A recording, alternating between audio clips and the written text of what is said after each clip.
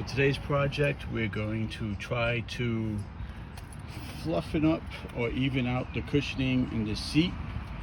So if you got a lot of wear and tear and just years of abuse, this side tends to be compressed, so the cushioning is worn out compared to the other side. So it's just daily wear, abuse. You could probably see the difference in the height and the difference in the feel. Like this feels totally dead, this feels decent, and the other side is just way firmer. So the solution is I'm gonna remove the bottom part of the seat with 4 bolts on the bottom, lift it up, remove the cover, and take a look at the condition of the foam. And I bought some 1-inch foam, and we'll probably layer up the foam on this side to bring it up, and hopefully this restores the seat, because it's annoying that I'm sitting and I feel like I'm falling away towards outside the door, and I'm sitting uneven, which could contribute to back issues and stuff, and it's just not a pleasant feeling. This car drives so nice. I want to enjoy the comfortable seats that these cars were meant to be with. So it's terribly difficult to remove the 4 bolts, and at the end of the day the seat is kind of hard to come out, but I got this far. I ripped off this top layer of dead foam from right here, super dead, super thin, super dead here. So I got enough seat cushion and access to work with it as it is. So we're gonna start measuring some foam, cutting it. Maybe I'll put a little more cushion in there, and then I'm gonna tie it back up. Apparently this license plate was jammed under the seat in the track, so that's why it was giving me a little resistance, moving the seat forward and back. So I potentially solved one problem by getting this deep into it, and that's what it looks like underneath. Everything looks pretty good. I don't see no cracks. No, this is the lumbar support switch. And has this been worked on?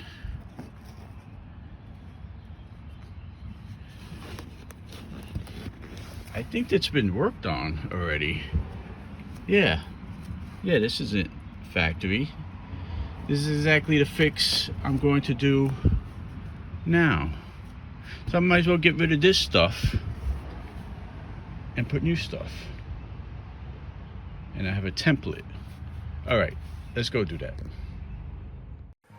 So here's the piece that I'm working with. I got it off of Amazon. It's a 24 by 24 inch, 1 inch thick piece of foam, and I'm using the old foam that I ripped up as a template, making simple cut with material scissor that I had around the house. I guess any other scissor would do just fine.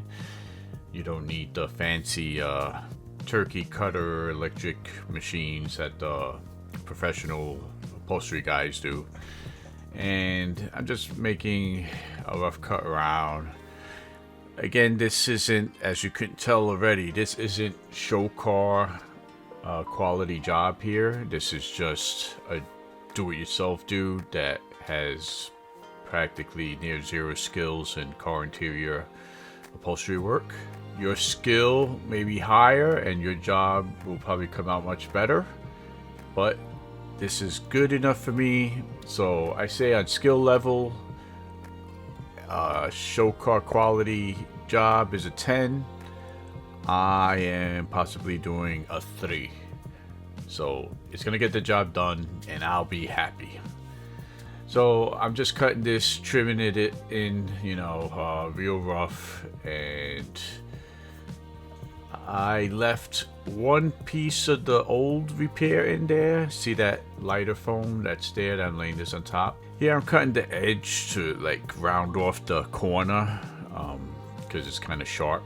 Makes the transition with the curve that is there with the original seat design. You know, if I kept it square, it would be a sharp fall off and like a hard edge. And fitting it in is pretty simple. There's a bar in the middle that I'm making a notch out for. So I guess that's where the back of the seat connects to the front. So we're gonna custom fit that in there. That's how we do it here.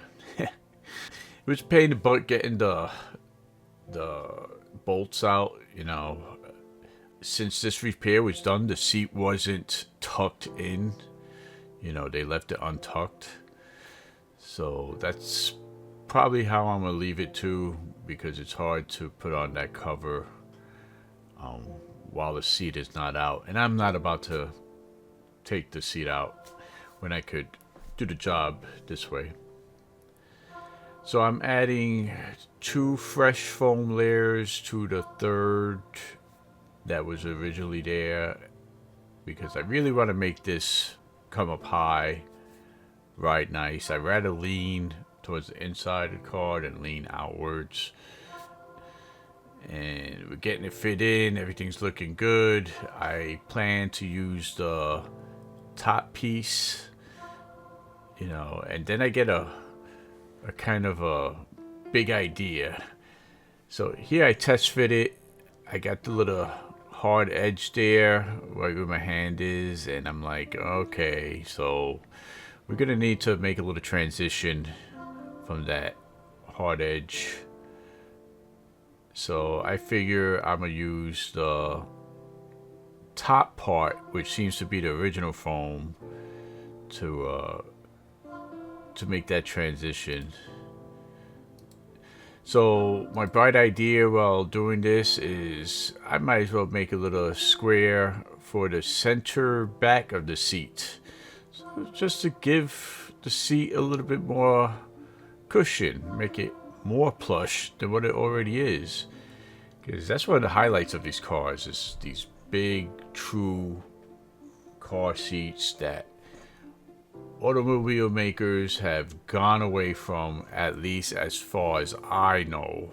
Maybe more luxury cars have seats that are super comfortable, but if you grew up in a time of the Crown Victoria, Grand Marquis, the Lincoln Town Car, the Cadillac, you know these seats were a dream. I mean, they would rival your sofa in your house, basically, make it a pleasure to drive. So let's see if we add this little piece in the center back for the butt, and let's give ourselves that luxurious ride. So I'm fitting the top part over here, so I could make that transition and try to mimic the stock form as close as possible. Doing a test fit, everything's looking good. The Velcro straps, which is in the seam in the middle and down the edge, as time goes on, I believe as I sit in it and use the car, they'll become attached and they'll fill in and shape the seat nicely as I sit on it, drive around on it with bumps.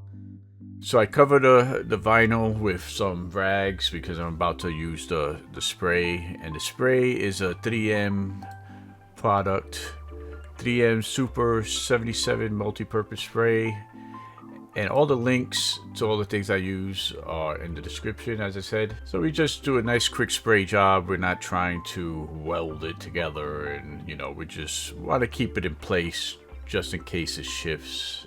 Spray kind of works pretty quick and doesn't smell. It's not messy. I obviously didn't use gloves or a respirator, which is probably dumb. And we just assembling it, put in the spray, laying down the layers, and getting it done. Now, while it's kind of formed into place with the glue. I'm doing some extra finishing trim. Again, just very basic. I could have taken a little more time. I think the key is knowing how to cut the corners and round them out.